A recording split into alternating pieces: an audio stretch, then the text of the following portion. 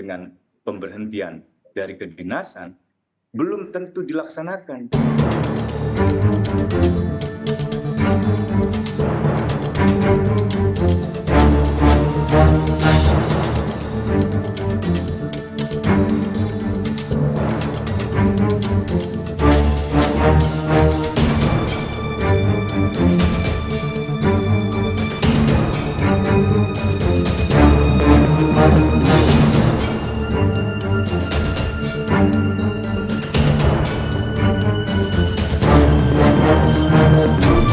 Ada beberapa pokok yang penting untuk diperhatikan dalam kasus ini. Yang pertama, bahwa siapapun, baik itu warga sipil, anggota polisi, anggota TNI, tidak diperbolehkan untuk melakukan perbuatan yang kejam, tidak manusiawi, dan merendahkan martabat manusia. Karena itu melanggar hukum hak asasi manusia. Dan yang kedua, setiap orang harus diperlakukan setara di hadapan hukum dan pemerintahan. Dan karena itu, apakah ia seorang warga sipil, anggota TNI, atau anggota polisi, kalau ia melakukan tindakan-tindakan yang sifatnya melanggar hukum pidana umum, maka ia harus tunduk pada yurisdiksi peradilan umum.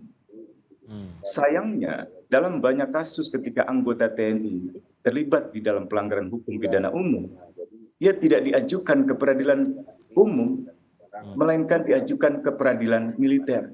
Ia dijauhkan, dihindari dari jangkauan penegakan hukum.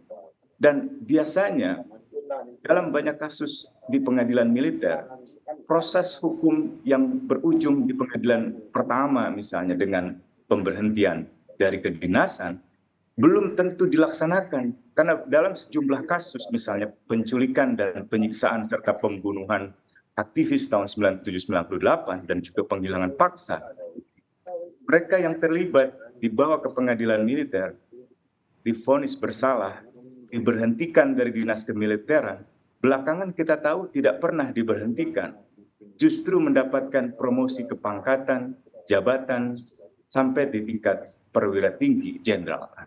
Nah, yang ketiga yang penting diperhatikan dalam perkara ini adalah modus dan motif dari peristiwa penculikan, penyiksaan, dan pembunuhan terhadap Imam Mashkur, yaitu pemerasan. Nah, kita sudah lama mengetahui banyak sekali oknum aparat yang melakukan pemerasan terhadap warga masyarakat. Dan itu bukan hanya sekali dua kali, banyak kasusnya. Dan biasanya itu terjadi dengan berbagai alasan. Pertama, tidak ada penghukuman.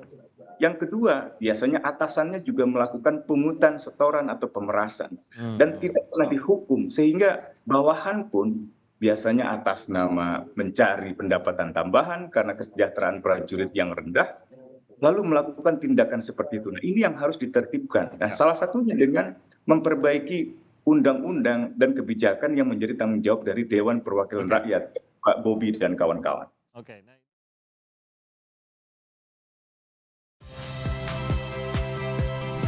Saya Aldin Fridianto. Saksikan terus program-program Kompas TV melalui siaran digital, pay TV, dan media streaming lain. Kompas TV, independen, terpercaya.